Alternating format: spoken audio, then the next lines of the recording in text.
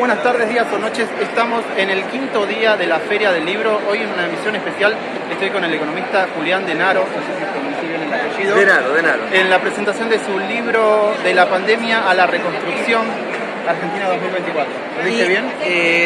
Y el otro, pues en realidad son los últimos dos, son de este último año. Está el libro Las aventuras de Aztequita por Argentina, que es un libro turístico, es un libro que comprende un recorrido por todo el país. Es un libro que tiene una primera parte escrita por el economista Julián Denaro, o sea yo, donde describo la historia gastronómica, musical, comercial, productiva de cada una de las provincias. Además describo los recursos aprovechados y no aprovechados por cada provincia. Y luego viene mi coautor, un dinosaurio Aztequita, por eso nombra el libro, Aztequita, que procede a describir los circuitos turísticos tradicionales y no tradicionales de cada provincia, que se ofrece como guía turística, pero además lo que hace es destacar a la industria del turismo como una industria estratégica y transversal. Transversal porque es una industria que crea industria, y estratégica porque tiene que ver con aspectos ligados tanto al desarrollo como a las finanzas de nuestro país. Y en tu Instagram hay bastante de viajes también. Cada tanto hay fotos y videos de los lugares a donde vas a visitar. Sí, honestamente tengo que reactualizarlo porque, bueno, imagínate, esto no se hace sin trabajo y se hace con mucho trabajo. Y además me acabo de recibir de psicólogo, o sea que también, bueno, son varias cosas que me impidieron hacer todo junto, gracias. Así que, bueno, no se puede hacer todo junto al mismo tiempo, ¿no? Pero se puede hacer lo que a uno le gusta, chicos, es lo mejor que se puede hacer. Sí, seguro. Bueno, y el otro libro que me preguntabas, Argentina 2020-2024, en realidad es la continuación de este. Yo soy como el Eric Hobsbawm argentino, ¿viste? Viste que Eric Hobsbawm es un importante historiador que habla de la geopolítica mundial y que tiene capítulos por historia. Bueno, yo soy como el Eric Hobsbawm en Argentina. No, mentira. Es un chiste. No hay problema. No, Eric Hobsbawm es un grosso que lo conocen en todo el mundo. Bueno, pero por ahí, en algún momento... Bueno, este libro es uno anterior mío, Argentina ante la disputa de poder 2012-2019, y que estoy presentando ahora es la continuación, ¿no? De la pandemia a la reconstrucción, Argentina 2020-2024, liberación versus liberalismo, la patria no se vende. ¿Por qué? ¿Por qué me parece importante atender a este periodo histórico? Porque es un periodo muy complejo en el cual transcurren muchas cosas y las relaciones y las disputas de poder en el mundo y en la Argentina no solo se relacionan con este momento, sino que tienen que ver con toda la historia de la humanidad. Entonces es un libro de pasado, es un libro de presente y también es un libro de futuro, porque describe en qué situación está la Argentina ahora. Por ejemplo, esto que es liberación versus liberalismo tiene que ver con historia y tiene que ver con un nuevo periodo de liberalismo, neoliberalismo, ahora se llaman libertarios, que se vincula con lo antedicho, ¿no? Porque tiene que ver con las aspiraciones de las corporaciones geopolíticas que quieren venir a robar nuestros recursos. El problema de Argentina es que es un país rico, no que sea un país pobre, ¿no?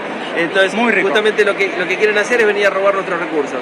Y bueno, pusieron a estos empleados serviles a ellos, ¿no? Cumpliendo la receta de Winston Churchill, ¿no? Es decir, hay que poner dirigentes que respondan al imperio. Bueno, acá pusieron políticos que responden al imperio y no que responden a los intereses del pueblo argentino. Por eso me parece importante analizar en cada uno de los capítulos de este libro cómo es esa disputa. ¿Para qué? Para construir una nación justa, soberana, y donde esté presente el concepto de liberación, ¿no? Una patria que se ha liberado respecto de la opresión de las corporaciones dominantes, hegemónicas e imperialistas, ¿no? Hoy en día, si uno rasca un poco lo que se dice hoy, libertario, va en contradicción con muchas de las bases de lo que es los principios del liberalismo, ¿no? El claro, tema más que nada claro, de la parte conservadora del nuevo liberalismo. claro, en realidad uno podría asociar conservadurismo con derecha o con los liberales. ¿Por qué? ¿Por qué digo conservador ligado a liberal? Porque hay una máxima que está descrita en el libro que dice que entre el fuerte y el débil, la libertad oprime. ¿Por qué? Porque el fuerte tiene toda la posibilidad para ejercer el abuso de su posición dominante y entonces el débil queda oprimido. Sin herramientas. Sin herramientas para defenderse. Entonces, entre el fuerte y el débil es la ley lo que libera. Y entonces de eso se trata, ¿no? Construir un Estado, es decir, que la sociedad se organice a través del Estado, a través de la ley, para defenderse de los núcleos concentrados de poder. Y de hecho, y metiéndonos adentro del concepto de libertad, ¿no? Que ha sido tan seductor, de hecho tanta gente ha votado, ¡ay, quiero ser libre, quiero ser libre! La pregunta, ¿puede haber libertad para todos? Si hay libertad para las corporaciones dominantes transnacionales, lo que van a hacer es venir a robarnos nuestros recursos. Por lo tanto, el pueblo pierde grados de libertad. Y si hay libertad para el pueblo, entonces el pueblo procederá a defenderse de los intereses de las corporaciones externas, reduciéndoles los grados de libertad a aquellas. Por lo tanto, libertad para todos al mismo tiempo no puede haber. Al término libertad hay que preguntarle, ¿libertad para quién? Bueno, los que están en el gobierno en este momento han dicho claramente para quién es la libertad. Libertad para los intereses externos. Incluso, algo que nunca había pasado en la historia, siempre los presidentes, aún los que creo que bien tienen asociado el término calificativo vendepatria, como Menem, como De la Rúa, como Macri, aún ellos, aún los vendepatria, siempre le hablaron a todos los argentinos, ¿no? Viste que Milei le habló a los argentinos de bien, ¿no? Ya separando. Claro, y bueno, y fue muy claro cuando Milei el otro día, hace un mes atrás, le fue a lamer las botas a los agroexportadores, diciéndoles, yo te estoy dejando jugar con la bicicleta financiera, algo que está descrito en mi obra, la explicación de la bicicleta financiera, cómo opera y a quienes favorece y a quienes perjudica, claro. Yo les estoy dejando jugar la bicicleta financiera, entonces no me pidan una devaluación, que obviamente si le piden una devaluación y accede a devaluar, ¿qué es lo que va a pasar con la inflación? Va a aumentar y entonces se caen todas las mentiras que están diciendo, ¿no? Bueno, entonces, y les dijo, yo les voy a devolver los impuestos a quienes la crearon. Faltaba decir a ustedes, los argentinos de bien. Bueno, esa interpretación está en mis escritos. Es que uno de los conceptos que se simplificó para confundir es el tema de la libertad absoluta. Es como la felicidad absoluta. No existe. Hay matices en el medio. Hay una simplificación de conceptos que llevan al blanco o negro, y la vida es mucho más que dos colores. Hay muchos más matices en el medio. Hay conceptos, hay límites que se deberían respetar y que hoy en día se simplifican para confundir en vez de para adoptar. Exactamente, la contradicción sistemática que se ejerce a través de los medios de difusión y a través de las redes, ¿no? Con conceptos, con mentiras reiteradas, lo que hacen es confundir. Y sobre la confusión, cualquier cosa tiene valor, o cualquier cosa valiosa pierde valor, porque en la confusión uno no distingue. Por eso es importante, y uno de los objetivos, propósitos, anhelos, deseos, es que mi obra contribuya justamente a formar, a informar y a convocar al pensamiento reflexivo, ¿no? Porque eso es lo que va a permitir identificar, a fin de cuentas. Y por eso, una de las cuestiones que me parecen esenciales a lo largo de los recorridos históricos que están presentados en mi obra es justamente describir las disputas de poder. De eso se trata, de la disputa de poder. Y entonces, ¿a dónde estamos? ¿No? ¿A dónde estamos como pueblo? ¿De qué lado de la brecha estamos, ¿cierto? Como pueblo. ¿Cuáles son nuestros intereses? Hablando de pandemia, algo que se empezó a gestar, que sirve a la confusión, venía pensando entre un paralelismo entre médicos y economistas, que se viene haciendo desde un poco antes de la pandemia, antes, en los 90, las palabras de los médicos y los economistas eran palabras sagradas, pero hoy en día uno sabe que tanto en la medicina como en la política hay intereses de quienes hablan de política o de medicina. Un poco antes de la pandemia tuvimos doctores antivacunas, directores de hospitales hablando mal. Tenemos hoy antivacunas, ¿no? Porque tenemos el dengue como una epidemia que ha llegado a niveles muy peligrosos y desde el gobierno no solo que no hicieron difusión, sino que no invirtieron, fueron antivacunas y permitieron los abusos de posición dominante, ligado con lo que estábamos hablando antes, por parte de las empresas productoras de repelentes, y resulta que en momentos muy peligrosos hubo faltantes de repelentes en todo el país, ¿cierto? Entonces, fíjate lo que es un gobierno que protege los intereses del pueblo o un gobierno que protege los intereses de las corporaciones, ¿no? Y hoy en día tenemos en la televisión algunos economistas dando cifras tendenciosas en contra de las universidades públicas y también quedando en falta porque los mismos directores de algunas universidades les han escupido los datos en la cara y dejándolos en el aire, en vereda, de que estaban diciendo las cosas mal y tendenciosamente en contra de la universidad pública, una institución que en la mayoría se recibe en universidades públicas. Y, o sea, tanto se habla de la justicia divina o ese tipo de conceptos, tanto la medicina como la economía o como la justicia las imparten los seres humanos. Y en los seres humanos hay intereses, o sea, nada es parcial, no es blanco ni negro. Hoy en día creo que algo de lo bueno que trajo la pandemia, de que tanta explosión de médicos y economistas en los medios de comunicación también quedan expuestos, y por suerte hay gente que los expone y habla de lo malo del discurso, de lo tendencioso para mal. Bueno, mira, hay obviamente en el libro nuevo, que es Argentina 2020-2024, naturalmente que recorro una buena porción del libro durante la pandemia, incluso analizando la importancia del rol del Estado o el rol de los estados frente a la pandemia, e incluso distinguiendo los resultados en países en los cuales el Estado ha sido fuerte y donde el Estado ha sido débil, ¿no? Y tanto que se habla de la Argentina, qué sé yo, Argentina tuvo uno de los mejores resultados del mundo frente a la pandemia, porque no solo que evitamos una catástrofe sanitaria como sí hubo en otros países, incluso en otros países desarrollados como Italia, como Estados Unidos de Norteamérica, también pasó en Brasil, bueno, sino que hubo un indicador que se llamó exceso de mortalidad 2020, ¿no? Que compara la cantidad de muertos 2020 contra la cantidad de fallecidos en el promedio de los 5 años anteriores. Y en el mundo hubo aproximadamente 14,5%,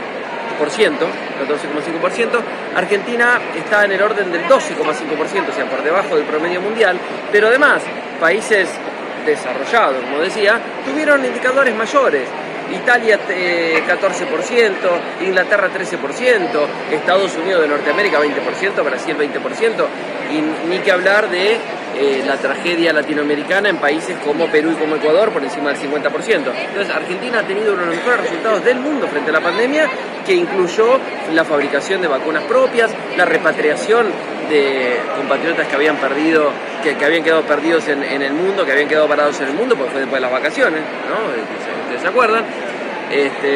Y además haber traído vacunas, todo con nuestra aerolínea de bandera, ¿no? Con Aerolíneas Argentinas, ¿no? Así que bueno, eso por un lado. Y por otro lado, lo que decías del tema de las universidades, claro, la Universidad Nacional de Buenos Aires, la UBA, es considerada la mejor universidad de habla hispana del mundo y la mejor universidad de Latinoamérica, y todo lo que tiene que ver con el pago docente, pago de personal no docente, pero además la financiación de lo que es desarrollo, de lo que es ciencia, de lo que es investigación, comprende al presupuesto. Y esto que quieren destruir absolutamente todo para desarmar el país y vendérselo a las corporaciones extraordinarias, bueno, a ellos le decimos, la patria no se vende. Pero justamente lo que decías vos, es importante contarle a la gente que por ahí no sabe, que está distraída o que carece de la suficiente información, bueno, informarle de qué se trata, ¿no? La importancia de tener inclusive una buena cantidad de universidades por todos lados, ¿no? Porque si no estaríamos con todo el peso sobre la Universidad de Buenos Aires. Bueno, no, hay universidades por todos lados. Divulgando mentiras como que hay que achicar el Estado y el tema de los impuestos, siendo que en los ejemplos que ellos dan, como Estados Unidos, tenemos un montón de ejemplos en producciones audiovisuales, pelis y series, donde los personajes hablan claramente de la quita de impuestos al final de año por los impuestos en los salarios de parte del gobierno de Estados Unidos. Y hoy se sabe que muchos de los mejores entre comillas, de los países de Europa tienen una gran política de estado de bienestar. Mira, hay algo que cualquiera lo puede buscar en internet. Se habla del tamaño del Estado, ¿no? O de la presión fiscal, que en realidad es lo mismo, porque el gasto total del Estado es financiado con recaudación impositiva, así que más o menos, aun cuando hay déficit, más o menos estamos hablando de un porcentaje sobre PBI que es más o menos igual. Si se hace una lista con los países de mayor presión fiscal, o sea, de mayor tamaño en el Estado, se va a encontrar que son los países con menor pobreza, menor inequidad y menor injusticia, como Dinamarca, Noruega, Suecia, Finlandia, Alemania, Inglaterra, Italia, Canadá, Nueva Zelanda, Australia. Y los países con menor presión fiscal y con menor tamaño del Estado son los que tienen mayor pobreza, mayor inequidad y mayor injusticia, como países de África, muchos de los países de Asia y como los países de Latinoamérica, ¿no es cierto?, donde hay una enorme inequidad y pobreza, especialmente en América Central. ¿Qué pensás de la idea, del concepto que se está repitiendo mucho ahora de separar la política de muchos aspectos de la vida, como la economía o la ciencia, siendo que están y son gran parte de estos aspectos de la vida, la economía, la medicina, como la frase es una marcha política, hola, hello. Todo está atravesado por la política, absolutamente todo está atravesado por la política. De hecho, los que se consideran apolíticos, son políticos también. Los que se consideran apolíticos, qué sé yo, en algún momento te quedas callado y te empiezan a hablar de los problemas. ¿Y los problemas con qué están vinculados? Con resoluciones políticas. Entonces, es mentira. Y además, esto de quitar o de denostar a la política o de hablar mal de la política, en realidad con lo que tiene que ver es con justamente quitar lo que quieren, ¿no? Quitar el Estado, quitar la política del medio, porque lo que quieren que es libertad para los sectores dominantes. Son los sectores dominantes los que han puesto siempre en todos los países del mundo conservadores que defiendan a los intereses de las corporaciones dominantes, obviamente contra los pueblos. Ahora, en la Argentina, y esto es algo único nuestro, en la Argentina el conservadurismo tiene una característica adicional al conservadurismo en los otros países, que son vendepatria. Desde la dictadura genocida, desde que empieza el 24 de marzo de 1976, cada vez que inició un periodo conservador, la propia dictadura, Menem, De la Rúa, Macri y ahora Milei, son además vendepatria. ¿Por qué? Porque sirven a los intereses dominantes del exterior. Vamos a unos temas un poco más livianos, pero que también creo que son importantes, como el tema de la cultura, pero un poco más liviano. La semana pasada, el sábado pasado, 1.600.000 personas vieron a Madonna gratis en una playa de Brasil. ¿Vos qué pensás? ¿Qué tipo de impacto económico puede tener una cantidad tan grande de personas en una playa turística de Brasil? Bueno, todos los eventos, ligado justamente esto también está obviamente en el libro Argentina 2020-2024, pero también justamente en el libro Turismo, el turismo como una industria transversal, decía. ¿Por qué? Porque toda región que recibe un afluente turístico aumenta su inversión, aumenta su actividad, genera actividad en otras industrias, genera desarrollo, genera infraestructura, aumenta la actividad de los productores regionales, de los artesanos locales, aumenta todo lo que tiene que ver con la feria, la producción textil, gastronómica, absolutamente de todo. Entonces, todo lo que tiene que ver con turismo y con actividad cultural, obviamente que pone en marcha un atravesamiento muy profundo de todas las actividades. Entonces, estimular una mejora en el poder adquisitivo de las mayorías y una inclusión, ¿no? Un acceso de las mayorías a distintos eventos turísticos, culturales, artísticos, lo que va a generar obviamente es una mejora económica en todos los sentidos, ¿no? Encima, algo que se vio clarísimo en los videos del concierto, yo lo veía como desde los hoteles de lujo a la orilla de la playa hasta los puestitos en la playa, fue una entrada enorme de plata para todos esos sectores. O sea, para mí fue un negocio redondo. Pero por supuesto, todos los que están, los que producen comida, los que producen regalos, los que producen ropa, es decir, hay actividad para todo, en la hotelería, todos los sectores se ven favorecidos. Eso genera ingresos, ese ingreso se gasta en consumo, entonces no es una cuestión que queda ahí, porque los ingresos que se generan en los laburantes, además, tiene un efecto multiplicador sobre la actividad en cada lugar, porque el laburante, ¿qué es lo que hace? Gasta su ingreso ahí. Se está hablando de una ganancia de alrededor de 50 millones de dólares solo por una noche de Madonna en un concierto que alcanzó a ver 1.600.000 personas. Exactamente. Una peli o serie sobre economía que vos recomiendes a la gente. Pink Floyd The Wall. Pink Floyd The Wall, que tiene un contenido psicológico, histórico, sociológico, político, económico, y que transcurre acerca de las disputas de poder, ¿no? Las disputas de poder, y hay mucho ahí, hay mucho ahí. Yo creo que Pink Floyd The Wall debe ser una película obligatoria en todos los niveles de academia. Sabes que cuando pensaba esta pregunta se me cruzaron un par de ejemplos, pero claro, el ejemplo más obvio a veces pasa por delante de los ojos y no te acordás. Una peli que no tenga nada que ver con economía, que no tenga nada que ver con vos, pero a vos te encante. Me acuerdo, bueno, lo que pasa es que volvemos a contenido, ¿no? Matrix. Buenísimo. Matrix, porque tiene que ver con el manejo del poder del mundo a manos de unos poquitos, ¿no?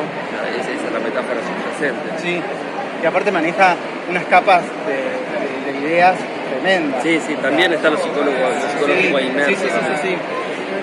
Bueno, gracias por este rato. Bueno, gracias a vos. Verdad, mucha suerte con el libro. Te veo en la tele, te veo en las redes sociales. Muchas gracias. Así que chicos, sigan al Instagram, suscríbanse al canal, comenten y compartan en todas sus redes sociales que se viene mucho más material de la Feria del Libro. Gracias.